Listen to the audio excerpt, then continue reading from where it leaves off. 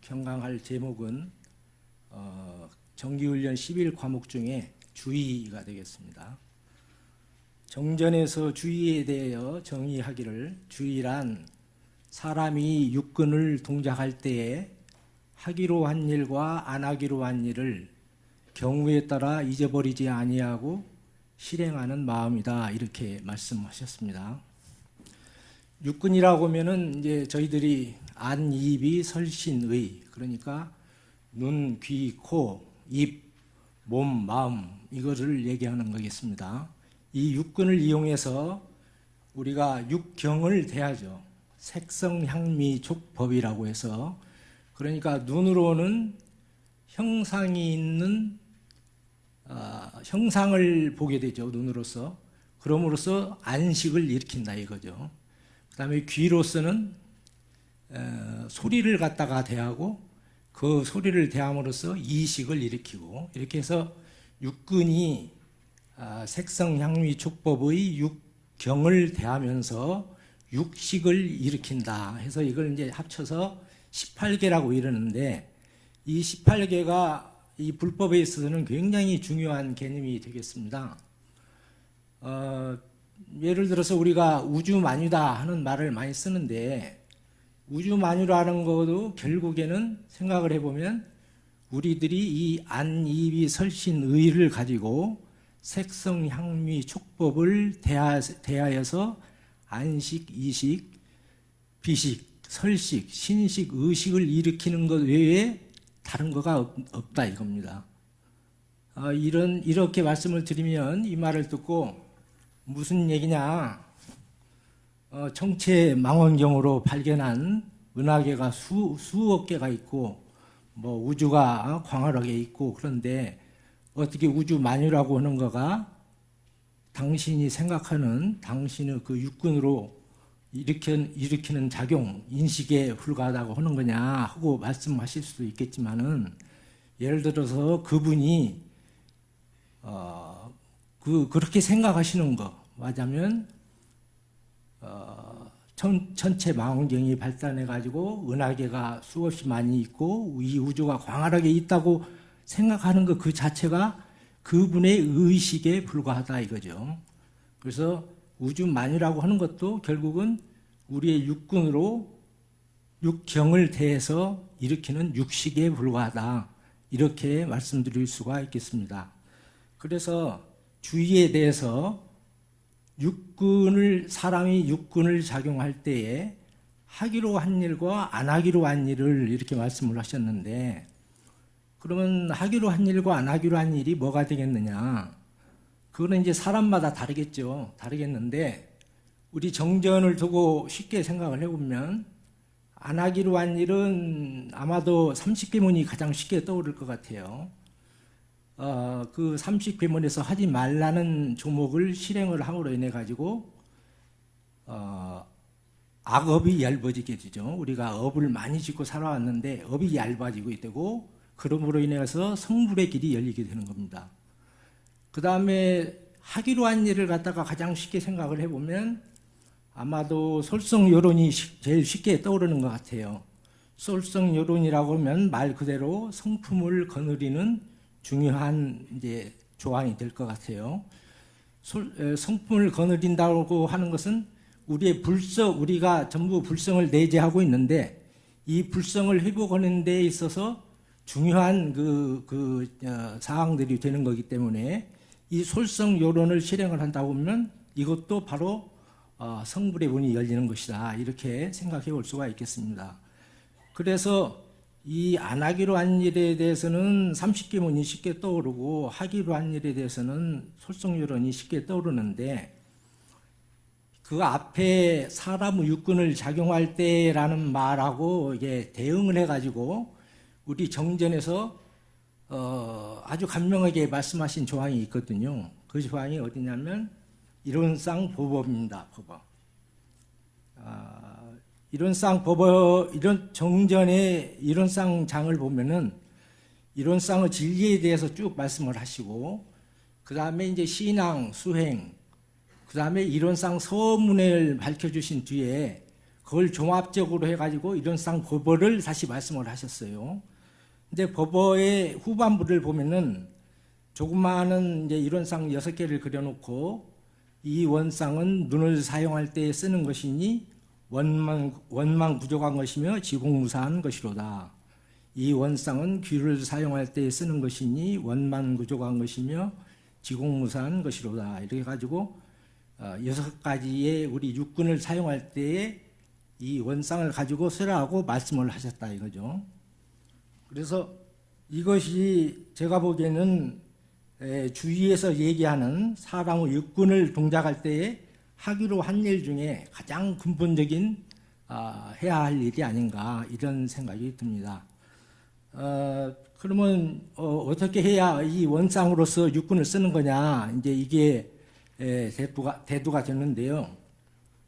이거는 이제 이론상 진리나 신앙 수행 서문을 보고 각자가 연말을 잘 해서 이게 이제 그걸 써야 되겠죠. 쓰는데 이 자리에서는 가장 우리들이 많이 쓰는 용어 중에 하나 공적영지라는 말을 가지고 잠깐 말씀을 드려보고자 합니다.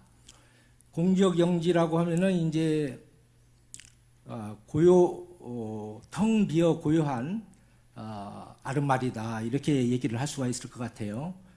지금 제가 도반님들 앞에서 이제 경강을 하고 있는데 도반님이 제 말씀을 듣고 계실 때에 마음속이 텅 비어가지고 고요하면은 제가 드리고 있는 말씀이 다 잘 들릴 거다 이거죠.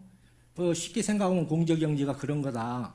그런데 예를 들어서 다른 법회 끝나고 중요한 볼 일이 있다거나 또 집에 어떤 급한 일이 있다거나 해가지고 그 일을 생각하고 계신다면 지금 마음이 비어있지가 않은 거죠. 비어있지가 않다 보면 제가 드리는 말씀이 들리지가 않을 겁니다. 이제 쉽게 생각하면 이렇게 얘기할 수가 있을 것 같아요. 이 공적영지를 이제 형용사로서 또 많이 쓰는 게 적적성성이라는 말을 많이 쓰는 것 같습니다. 적적성성이라고 하면 말 그대로 고요하고 이제 성성하다라는 건 깨어 있다는 말이죠. 다 알고 있다는 얘기가 되겠습니다.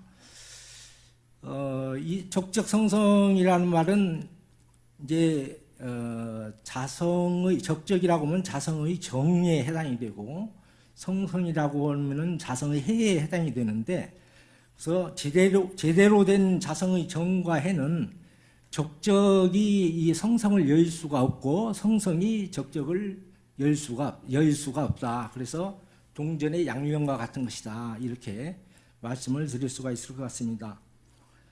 이와 관련해서 그러니까는 육군을 사용할 때에 어떻게 하면은 이론상으로 사용하는 것이냐 이와 비슷한 법문을 제가 대종경에서 찾아보니까 천도품 38장이 괜찮은 좋은 그 본문이 있는 것 같아요. 그래서 한번 읽어드리겠습니다.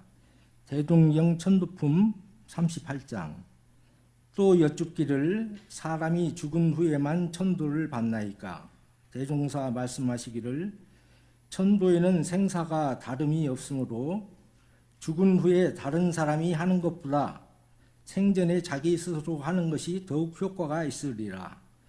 그러므로 평소에 자기 마음을 밝고 조촐하고 바르게 길들여 육식이 육진 가운데 출입하되 물들고 섞이지 아니할 정도에 이르면 남을 천도하는 데에도 큰 능력이 있을 뿐 아니라 자기 생전에 자기의 천도를 마쳤다 할 것이나 이러한 사람은 그리 흔하지 아니하나니 그러므로 3세의 수도인들이 모두 바쁘게 수도하였느니라. 여기에서는 이론상 마음을 갖다가 밝고 조촐하고 바른 마음이다 이렇게 표현을 해주셨어요. 그래서 제가 이와 관련해 가지고 예화를 하나 좀 생각을 해봤는데 예를 들어서 어떤 남자분이 시내 일을 보러 갔다가 이제 빌딩에 들어가서 엘리베이터를 딱 탔어요. 엘리베이터를 타서 문이 닫히기를 기다리고 있는데 그 기다리면서 조금 지루한 생각이 딱 들어요. 이렇게 엘리베이터 문 닫히는 걸 기다리는 거가.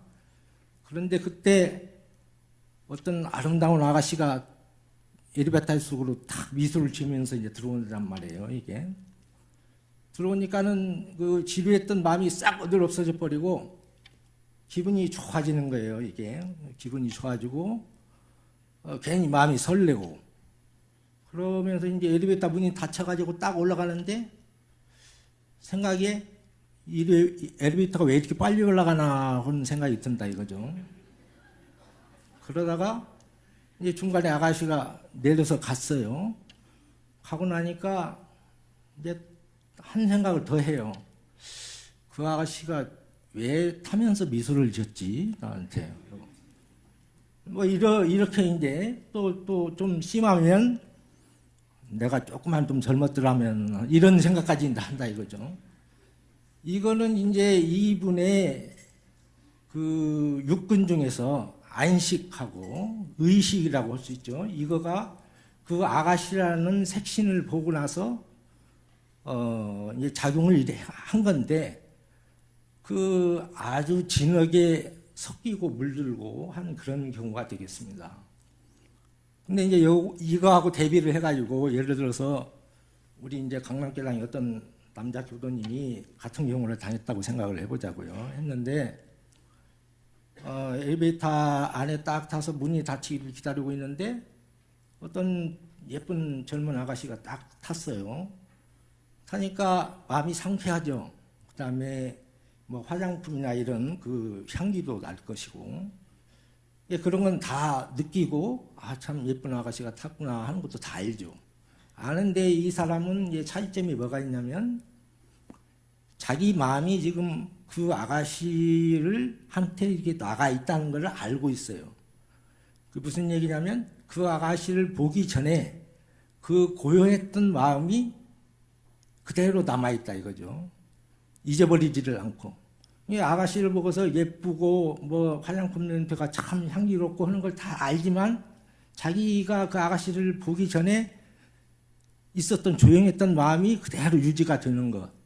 그러고서 이제 중간에 아가씨가 먼저 나가고 나니까 그 어떤 향기를 맡았을 때의 기분 좋은 거 이런 거는 남아있죠. 남아있지만 그 아가씨가 나가는 순간 그 아가씨를 다 잊어버리는 겁니다. 그러고서 이제 자기 볼일을 보러 가는 거죠.